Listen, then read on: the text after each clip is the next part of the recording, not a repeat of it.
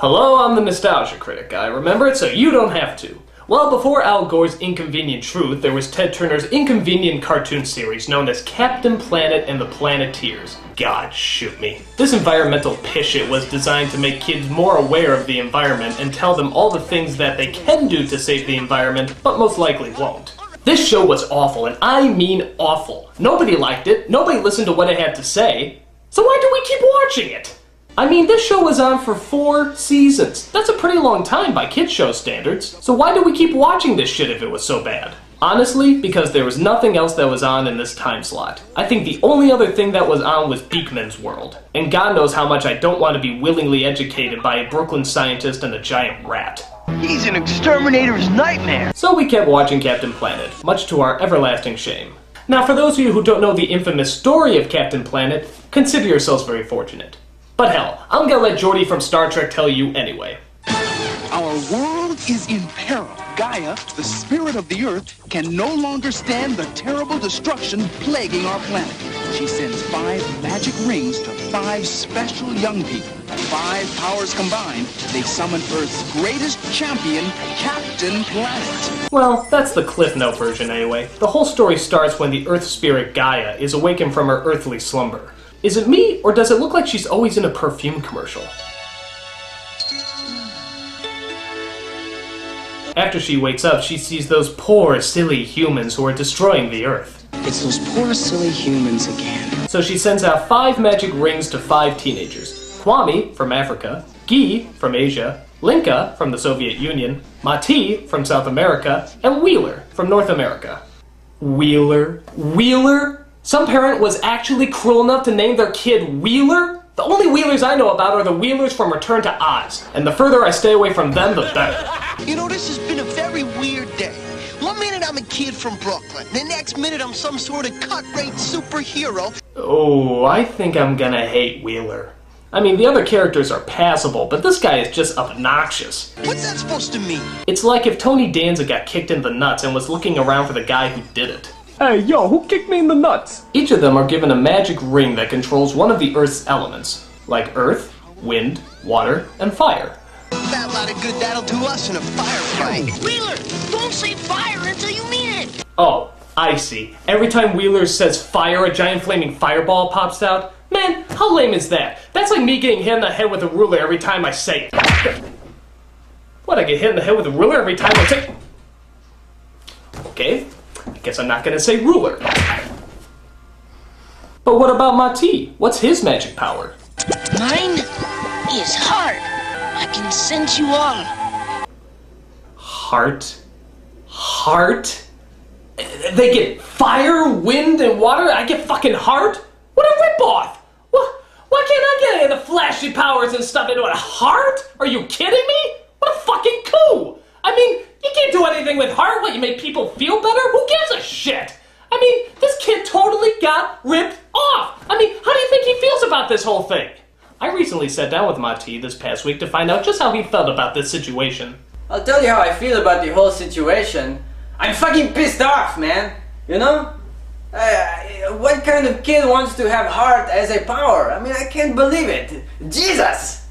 Yeah, but surely there must have been some good that came out of this. After all, you were bringing people together. Fuck people! Bringing people together doesn't help you sell toys. It just makes you a pussy. A pussy! I am a pussy! Well, why do you think you got heart and everyone else got the flashier powers? Because I'm Indian. It's all Ted Turner's plan to keep the Indian man down. Fucking cocksucker! Wait a minute. I thought you were from South America. What's this crap about you being Indian?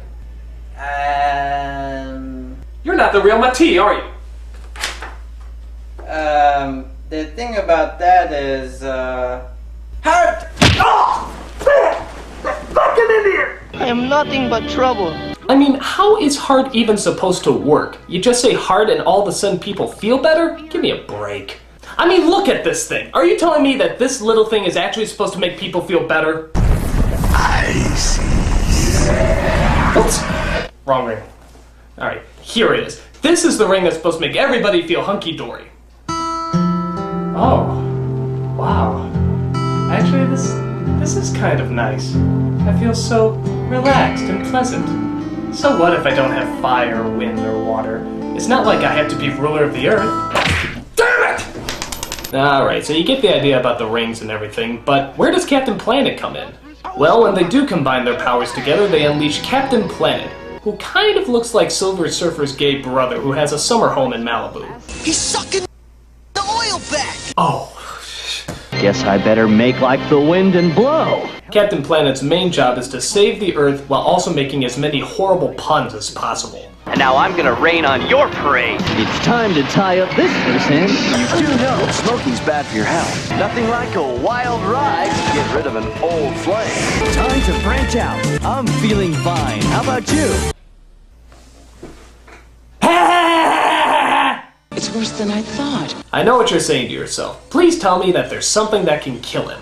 Well, thank heavenly God there is. Captain Planet's only weakness is, you guessed it, pollution. You drown him in oil, smoke, or toxic waste, and he goes down like a government bill to save the rainforest. The only way to save him is to clean him off so he can regenerate from the sun.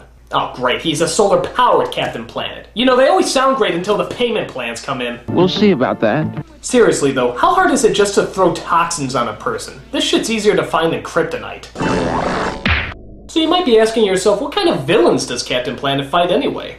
Well, of course, it's rotten billionaire tycoons who want to do nothing but pollute the world. All except Ted Turner, of course. He is Jesus. And of course, they all have those traditional cosmopolitan names, like Hoggish Greedly, Verminous Scum, and Sly Sludge. Seriously, would you ever do business with a person named Sly Sludge? It's like marrying a woman named Nasty McSpendsmoney. It just has bad news written all over it. Please, go away. The other strange thing about these villains is that a lot of them actually have celebrity voices, like John Ratzenberger, Martin Sheen, Jeff Goldblum, Tim Curry, and even Meg Ryan. How the fuck did they get Meg Ryan? Did she own back taxes or something? I mean, it makes no sense. But what's even stranger than that is that they actually make the villains look a lot like the celebrities themselves, like Meg Ryan's yellow hair, Tim Curry's sunken-in eyes, and the less I say about Jeff Goldblum, the better. And that's also Whoopi Goldberg as the Earth Spirit Gaia. Now here's what I don't understand. If she's supposed to be the most powerful essence of the Earth, why doesn't she just stop these polluting a-holes herself? Don't worry, Planeteers. I will be with you in spirit. Oh, spirit. You know, from my past experience, spirit has usually meant a coward chicken pansy who doesn't want to get hurt and would rather sacrifice the lives of teenagers so that she doesn't miss her favorite reruns of Gilligan. But hey, that's just my past experience. Gee, I didn't think of that. You may also notice that anytime there's trouble, it's Kwame who initiates calling Captain Planet. Let our powers combine. Let our powers combine. Let our powers combine. Well, why does he get to call the shot? I mean, that's a lot of power. Can you imagine if he didn't want to say those words? Oh man, we're in a tight jam. Kwame, don't you have something to say? I'm not going to say it. Not until you apologize for stiffing me on the bill at Olive Garden. Oh, come on, man. I was short on cash. And I look like Don fucking King to you? Alright, I'm sorry. Then let our powers combine, douche. What? Nothing. Weird. Most of these episodes follow the same pattern. Some evildoer is polluting the Earth for the sole purpose of being a douche. The kids come to help, can't quite handle it, so they call in Captain Planet to save the day. But not all these episodes just focus on the environment. There's actually one or two episodes that handle different subject matters. So Captain Planet, what other issues are you going to talk to grade school kids about? AIDS? You tested positive for the HIV virus. Stop! Cease! Desist! Get out of there before it's too late! He sends fear and panic. Alright, so Captain Planet is going to talk about AIDS. God help us. So apparently, Verminous Scum has an evil plan to make high schoolers really hate this one kid who happens to have AIDS. Just listen to his foolproof evil plot. Once we let people know the kid has AIDS, we can panic the whole town. See, when people panic, they don't think. If they don't think, they stay stupid about AIDS and it can spread. And once it spreads far enough, we take over the earth. Makes sense to me! There are only a few ways to contract the virus. Using drugs with needles, unprotected sex, or he could have gotten it from that blood transfusion he had a few years back. These kids are just learning how to spell blue! Don't tell them about drugs or unprotected sex! What the hell's wrong with you? Who cares how I got it? It stinks! Ugh. There you have it, folks. The understatement of the century. AIDS stinks.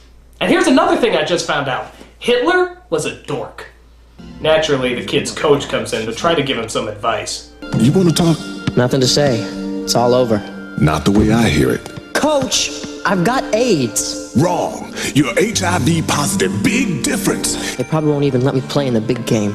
Wrong again, Andrews. You're gonna be playing in that game, and anybody who says otherwise will have to deal with me. Whoa, Coach is a bit of a psycho. Soon Verminus starts spreading rumors and lies about AIDS. Did you hear about Todd Andrews?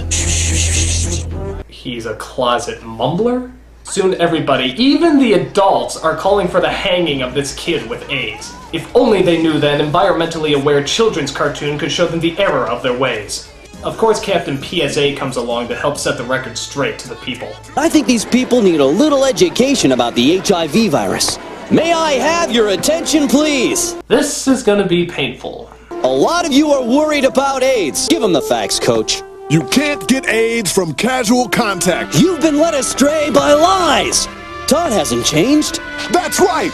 He's the same kid who played his heart out for you right here on this court last week. Deal with the real, people. Get the facts. The power is yours. And this speech is terrible. So what are you gonna do? Turn your back on him? Or give him the chance he deserves? This is like the most easily led crowd in the world. Hey everybody, childbirth is bad, but genocide is good! Another issue that's kind of hard to see Captain Planet take on is gang violence. You heard right, gang violence. Just listen to some of the streetwise backtalk. We hear what's happening here now. Don't sweat it, dawg. We hitting the spot to score some gap. Let's show those fools they can't do us. It's R.I.P. time for you. Yo, I'm gonna bust a wicked Don Dookie in the back of your behind, mildly annoying acquaintance. And the way they convey the terror of gang violence is by having pictures of civil rights leaders posted all throughout the cartoon. They never really reference them, they just kind of put them there. I mean, look at this. They don't say anything, they don't do anything, they just kind of appear and then disappear. Deep? Gee, I hope there's some retarded teenagers and a flying blue man in gay underwear that can sum this all up. Can't you see? It's time to stop wrecking and start really educating. Peace or war, it's your choice. That would have been the funny ending, but instead we get a look into the gang members' heads as they analyze all that the civil rights leaders have fought for. I guess this has good intentions, but some of these images get pretty damn graphic. The bus driver say, "Lady, you got to get up, 'cause a white person wants that seat." Kids, you might want to switch it over to Sesame Street right now. These people don't know what they're doing. So much for drama. And of course, at the end of every episode, we had to listen to that god-awful song that we all hated to listen to, and yet we could never get out of our heads. Captain Planet, he's our hero, gonna take pollution down to zero. Though there was that one guy who always summed up my feelings towards the show at the end. You'll pay for this, Captain Planet. Alright, Ted Turner, you've made your point, and we'll make a deal with you. We'll start cleaning up the planet, and you stop making these god-awful cartoons! That way the planet can be nice and clean so that you can become supreme ruler. God damn it!